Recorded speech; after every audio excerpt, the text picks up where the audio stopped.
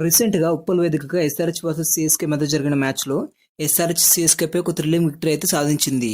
ఈ మ్యాచ్‌లో మన ఎస్ఆర్‌హెచ్ బౌలర్స్ మాత్రం ఓడిపోయే మ్యాచ్‌ని తిరిగి తీసుకొచ్చారు. ఒకానొక టైంలో సీఎస్‌కే స్టార్ట్ చూసి వాళ్ళు 15 ఓవర్లలోపే మ్యాచ్‌ని గెలుస్తారేమో అనిపించింది. కానీ మిడిల్ అండ్ డెత్ ఓవర్‌లో మన వాళ్ళు అద్భుతంగా బౌలింగ్ చేశారు. ముఖ్యంగా ఈశాన్ మలింగ మాత్రం ఈ గెలుపులో 3 కీలకమైన వికెట్లు తీసి ఎంతో కీలకంగా మారిపోయాడు. ఇతనికి తోడుగా నితీష్ రెడ్డి మాత్రం ఎక్సలెంట్‌గా బౌలింగ్ చేయడం చూశాం. కానీ ఈ మ్యాచ్లో మాత్రం ఒకరిపై ఎంతో ఎక్స్పెక్టేషన్స్ పెట్టుకుంటే అతను మాత్రం దారుణంగా దెబ్బకొట్టాడు. అతనే ప్రఫుల్ హింగే. లాస్ట్ మ్యాచ్లో ఆర్ఆర్ టాప్ ఆర్డర్ని చిత్తు చేసి ఒంటి చేత్తో ఎస్ఆర్హెచ్ని గెలిపించి ఒక్క నైట్లో టాక్ ఆఫ్ ది టౌన్గా మారిన ప్రఫుల్ హింగే రెండో మ్యాచ్కే తేలిపోయాడు. అతను ఏకంగా 15 ఎకానమీతో 4 ఓవర్లోనే 60 పరుగులు సమర్పించుకున్నాడు. టోటల్గా ఈ మ్యాచ్లో అతను ఒక్కడే దారుణంగా వేశాడు. ఒకవేళ ఎస్ఆర్హెచ్ ఓడిపోయి ఉంటే మాత్రం మొదటి మ్యాచ్తో హీరోగా మారిపోయిన అతను రెండో మ్యాచ్కే విలన్గా మారిపోయేవాడు. మీరు మన ఛానల్ని రెగ్యులర్గా ఫాలో అవుతున్నట్లయితే ఆల్రెడీ ప్రఫుల్ హింగే గురించి మనం అప్పుడే ఒక వీడియో చేయడం అయితే జరిగింది. అందులో అతని బౌలింగ్ గురించి కూడా చెప్పుకున్నాం. వాస్తవానికి ప్రఫుల్ హింగేని తీసుకోవడానికి ముఖ్య కారణం అతను 140 స్పీడ్తో పవర్ ప్లేలో బౌలింగ్ చేయగలిగే ప్లేయర్. అలాగే అతని గతంలో ఒకే మ్యాచ్లో 5 వికెట్లు తీసిన అనుభవం కూడా ఉంది. అందుకే ఎస్ఆర్హెచ్ ఓపెనింగ్ బౌలర్గా అతను తీసుకుంది. ఐపీఎల్ మొదలయ్యే కంటే ముందు కొన్ని రోజుల ముందు జరిగిన ప్రాక్టీస్ మ్యాచ్లో కూడా అతను దారుణంగా బౌలింగ్ చేశాడు. అలాగే ప్రాక్టీస్ మ్యాచ్లో కూడా సేమ్ ఈ మ్యాచ్లో ఎలా అయితే రన్స్ ఇచ్చాడో అంతకంటే ఎక్కువ రన్స్ ఇవ్వడం జరిగింది. అతని ప్రాబ్లం ఏంటంటే పవర్ ప్లే కోసం కావాల్సిన స్పీడ్ అయితే ఉంది, కానీ దాన్ని లైన్ అండ్ లెంత్లో వేయడం చాలా ఇబ్బంది పడుతున్నాడు. అందుకే అతను వికెట్ టు వికెట్ వేయలేక రన్స్ ఇచ్చేస్తున్నాడు. గతంలో సేమ్ ఇలానే ఇమ్రాన్ మాలిక్ కూడా ఇలానే జరిగింది. అతనైతే ఏకంగా 160 స్పీడ్తో బౌలింగ్ చేసినా అది సరైన లెంత్లో పడేది కాదు. అందుకే చూసి అలాంటి ఫాస్టెస్ట్ బౌలర్ని కూడా ఎస్ఆర్హెచ్ వదిలేసింది. సేమ్ ప్రఫుల్ హింగే పరిస్థితి కూడా అంతే. కాకపోతే మొన్న జరిగిన ఆర్ఆర్ వర్సెస్ ఎస్ఆర్హెచ్ మ్యాచ్లో ఆర్ఆర్ని ఆపడానికి ఎస్ఆర్హెచ్ దగ్గర సరైన బౌలింగ్ లేదు. అందుకే వేరే ఆప్షన్ లేక కొంచెం కొత్తగా ఉంటుందని ప్రఫుల్ హింగే షకీబ్ హుసేన్ని తీసుకున్నారు. అందులో అదృష్టం బాగుండి ప్రఫుల్ హింగేకి 4 వికెట్లు పడ్డాయి. వాస్తవానికి ప్రఫుల్ హింగే కన్నా షకీబ్ హుసేన్ చాలా మంచి బౌలర్. అతని bowling correct line and length పడుతుంది. అది కూడా మిడిల్ వికెట్ని టార్గెట్ చేస్తూ వేస్తాడు. అందుకే శివం దుబే లాంటి ప్లేయర్ని మిడిల్ వికెట్ తీసి క్లీన్ బౌల్ చేశాడు. సేమ్ మొన్న ఆర్ఆర్ మ్యాచ్లో కూడా షకీబ్ హుసేన్ ఇలానే ఒక ప్లేయర్ని అవుట్ చేయడం అయితే జరిగింది. అతను ఎవరో తెలిసి కామెంట్ చేయండి. నాకైతే ప్రఫుల్ హింగే కూడా మరో హర్ప్రీత్ బ్రార్లా అవుతాడేమో అనిపిస్తుంది. అతని టీంలో ఫ్యూచర్లో కంటిన్యూ అవ్వడం చాలా కష్టం. ఇక మ్యాచ్ హైలైట్ చూసుకున్నట్లయితే వరుసగా 6వసారి ఎస్ఆర్హెచ్ కెప్టెన్ టాస్ ఓడిపోవడం అయితే జరిగింది. ఈ టాస్ మాత్రం ఇషాన్ కిషన్ అస్సలు కలిసి రావడం లేదు. ఇక సిఎస్కే బౌలింగ్ ఎంచుకోవడంతో ఎస్ఆర్హెచ్ బ్యాటింగ్కి దిగింది. ముఖ్యంగా ఇందులో మళ్ళీ చాలా రోజుల తర్వాత పులి వేటాడడానికి చూసాం. ఇందులో అభిషేక్ శర్మ మాత్రం 15 బంతులను తన హాఫ్ సెంచరీని కంప్లీట్ చేసుకుని మరోసారి ఊచకోత అంటే ఏంటో చూపించాడు. మొదటి ఓవర్లో ఆఫ్ స్పిన్నర్గా కొంచెం రెస్పెక్ట్ ఇచ్చి నెమ్మదిగా ఆడిన అభిషేక్ శర్మ ఇక రెండో ఓవర్ నుంచి మాత్రం తన విశ్వరూపాన్ని అయితే చూపించాడు.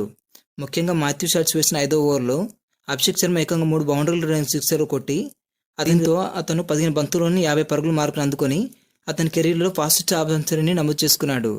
దీంతో అభిషేక్ శర్మ తన పాతాళికాన్ని తానే బ్రేక్ చేసుకున్నాడు. దీని ముందు వరకు కూడా అభిషేక్ శర్మ ఫాస్టెస్ట్ రికార్డ్ 16 బంతుల్లో ఉండేది. కానీ ఇప్పుడు దాన్ని బ్రేక్ చేసి 15 బంతుల్లోనే రికార్డ్ని క్రియేట్ చేశాడు. దీంతో ఐపీఎల్లో 3వ ఫాస్టెస్ట్ హాఫ్ సెంచరీ చేసిన ప్లేయర్గా ఇతను మిగిలిపోయాడు. ఈ లిస్ట్లో మొదటి ప్లేస్లో 13 బంతులు హాఫ్ సెంచరీ చేసి జైస్వాల్ మొదటి ప్లేస్లో ఉంటే 14 బంతులు హాఫ్ సెంచరీ చేసి KL Rahul, Pat Cummins, Romario షిఫర్లు 2వ ప్లేస్లో ఉన్నారు. ఇక 3వ ప్లేస్లో మాత్రం మన అభిషేక్ శర్మే ఉన్నాడు. అలాగే అతను మరో మైండ్ బ్లోయింగ్ రికార్డ్ అయితే క్రియేట్ చేయడం జరిగింది. ఇంతకు అదేంటంటే అతను ఈ హాఫ్ సెంచరీతో ఐపీఎల్లో 2000 పరుగుల మార్కును అందుకున్నాడు. ఇందులో ఆ మైండ్ బ్లోయింగ్ రికార్డ్ ఏంటంటే టోటల్ ఐపీఎల్ చరిత్రలో తక్కువ బంతుల్లో 2000 పరుగులు చేసిన రెండో ఆటగాడిగా అభిషేక్ శర్మ ఒక సరికొత్త రికార్డ్ అయితే క్రియేట్ చేశాడు. ఈ లిస్ట్లో మొదటి ప్లేస్లో 1,120 బంతుల్లో 2000 పరుగులు చేసి ఆండ్రూ రసెల్ మొదటి ప్లేస్లో ఉంటే 1,193 బంతుల్లోనే 2000 పరుగులు చేసి అభిషేక్ శర్మ 2వ ప్లేస్లో ఉన్నాడు. అలాగే టోటల్గా ఈ మ్యాచ్లో అతను 22 బంతులు ఆడి 6 ఫోర్లు 4 సిక్సర్లతో 268 స్ట్రైక్ రేట్తో 59 పరుగులు చేసి పులి వేటాడితే ఎలా ఉంటుందో క్లియర్గా చూపించాడు.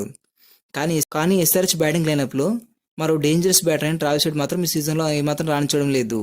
అతను ప్రతి మ్యాచ్లో బాగా ఇబ్బంది పడుతున్నాడు. అలాగే అతనికి ఈ సీజన్లో ఒక హాఫ్ సెంచరీ కూడా లేదు.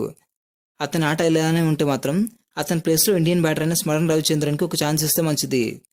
ఇందులో కెప్టెన్ ఈశాన్ కిషన్ కూడా కేవలం 0 పరుగులకే డకౌట్ అవ్వడం ఎస్ఆర్హెచ్ని 200 దాటకుండా చేసింది.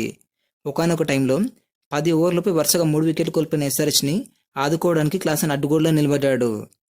ఈ మ్యాచ్లో మాత్రం ఒక ఎక్స్పీరియన్స్ బౌలర్ ఒక రెస్పాన్సిబుల్ నాకాడితే ఎలా ఉంటుందో క్లాసన్ క్లియర్గా చేసి చూపించాడు.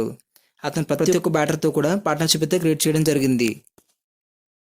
ఒక పక్క అందరూ అవుట్ అవుతున్నా కూడా క్లాసన్ మాత్రం వికెట్ పడకుండా ఆడుతూ మంచి స్ట్రైక్ రేట్తో ఆడుతున్నాడు.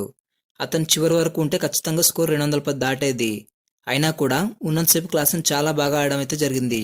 కేవలం 32 బంతుల్లోనే తను మరో ఒక టోటల్గా 39 బంతులు ఆడిన క్లాసన్ 2 సిక్సర్లు 6 బౌండర్లతో 59 పరుగులు చేసి మిడిల్ ఆర్డర్ కుప్పకూలకుండా చేశాడు. ఇక తర్వాత వచ్చిన నితీష్ రెడ్డి, సలీల్ అరోరాలు 12-13 పరుగులు. ఇక చివరిలో 16 బంతులు మిగిలి ఉండగా ఇంపాక్ట్ ప్లేయర్గా లియామ్ లివింగ్స్టన్ అయితే దింపారు. కానీ అతను దింపినందుకు ఏజ్ లేకుండా పోయింది. ఎందుకంటే అతనికి స్ట్రైక్ ఎక్కువగా దొరకలేదు. పైగా ఆడిన 5 బంతుల్లో అతను కేవలం 1 పరుగు మాత్రమే చేశాడు. కానీ చివరిలో శివం కుమార్ మాత్రం ఒక 6 ఒక బౌండరీ కొట్టడంతో 20 ఓవర్లు ముగిసేసరికి ఎస్ఆర్హెచ్ 9 వికెట్లు కోల్పోయి 194 పరుగులు చేసింది. ఇక సిఎస్కే బౌలర్లో ఓవర్టన్ ఇంకా కంబోజ్లు ఇద్దరు అద్భుతంగా బౌలింగ్ చేసి చెరో 3 వికెట్లు తీసుకున్నారు.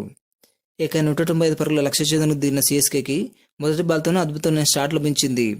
ప్రపుల్ హింగే వేసిన మొదటి బాల్ని సంజు 6 కొట్టేశాడు. ఆ తర్వాత గైక్వాడ్ కూడా ప్రపుల్ హింగేని కొట్టడం మొదలుపెట్టాడు. కానీ రెండవ ఓవర్లోనే నితీష్ రెడ్డి అద్భుతమైన బౌలింగ్ చేసి సంజుని 7 పరుగులకి అవుట్ చేశాడు. కానీ తర్వాత ఆయుష్ మాత్రం 200 స్ట్రైక్ రేట్కి ఏమాత్రం తగ్గకుండా ప్రపుల్ హింగేని దారుణంగా మింగాడు. దీంతో 4 ఓవర్లలోనే సిఎస్కే 60 పరుగులు చేసింది. దీంతో మ్యాచ్ మొత్తం సిఎస్కేకి అనుకూలంగా మారిపోయింది. కానీ నితీష్ రెడ్డి తన మరో ఓవర్లో 13 బంతులు 30 పరుగులు చేసిన ఆయుష్ మాత్రమే అవుట్ చేశాడు. ఆ తర్వాత వెంటనే గైక్వాడ్ కూడా మలింగా బౌలింగ్లో అవుట్ అయ్యాడు. దీంతో పవర్ ప్లేలో సిఎస్కే 3 వికెట్లు కోల్పోయి 76 పరుగులు చేసింది. ఇక అప్పటి నుంచి మన బౌలర్లు సిఎస్కేకి ఎక్కడా కూడా ఛాన్స్ ఇవ్వకుండా గేమ్ను లాగేసుకున్నారు. ఇక తర్వాత వచ్చిన సర్ఫరాజ్ ఖాన్ మలింగ్లా బౌలింగ్లో అవుట్ అయ్యాడు. ఇక వెంటనే శివం కుమార్ తన మిస్టరీ స్పిన్తో మోస్ట్ డేంజరస్ బ్యాటర్ అయిన డివాల్డ్ బ్రేవ్స్ని డకౌట్ చేశాడు. ఇలాంటి క్లిష్ట పరిస్థితులలో శివం దుబే ఇంకా మాథ్యూ షాట్లు ఇన్నింగ్ని నిలబెట్టే ప్రయత్నం అయితే చేశారు. కానీ మాథ్యూ షాట్ని మలింగా మరోసారి 34 పరుగులకి అవుట్ చేశాడు. ఇక తర్వాత సిక్సర్లకు ఫేమస్గా చెప్పుకున్న శివం దుబేని మన షకీబ్ హుసేన్ క్లీన్ బౌల్ చేశాడు. ఇక ఆఖరి ఓవర్లో సిఎస్కే గెలవాలంటే 18 పరుగులు చేయాలి. కాకపోతే ఆ ఓవర్ వేయడానికి ప్రపుల్ హింగేని ఎంచుకోవడంతో అందరూ కూడా ఒక్కసారిగా షాక్ అయ్యారు. ఎందుకంటే అతను అప్పటికి 50 పరుగులు ఇచ్చేశాడు. అలాంటి వాడికి లాస్ట్ ఓవర్ ఇవ్వడం అందరినీ షాక్ గురయ్యేలా చేసింది. కానీ మొదటి 3 ఓవర్లో 53 పరుగులు ఇచ్చేసిన హింగే చివరి ఓవర్లో మాత్రం జిమ్మీ ఓటన్ అవుట్ చేసి కేవలం 7 పరుగులు మాత్రం ఇచ్చాడు. దీంతో 10 పరుగుల తేడాతో ఎస్ఆర్హెచ్ వరుసగా తన రెండవ విజయాన్ని సాధించి పాయింట్స్ టేబుల్ ఏకంగా 4వ ప్లేస్కు చేరుకుంది. ఈ గెలుపుకు ముఖ్య కారణమైన మన బౌలర్లలో ఈశాన్ బలింగా 3 వికెట్లు, నితీష్ రెడ్డి 2 వికెట్లు, శివాంగ్, షకీబ్ ఇంకా ప్రపుల్ హింగేల్ తల వికెట్ తీసుకున్నారు. ఈ వీడియో నచ్చినట్లయితే లైక్ చేయండి. ఇలాంటి మరిన్ని అప్డేట్స్ కోసం మన ఛానల్ని సబ్స్క్రైబ్ చేసుకోండి.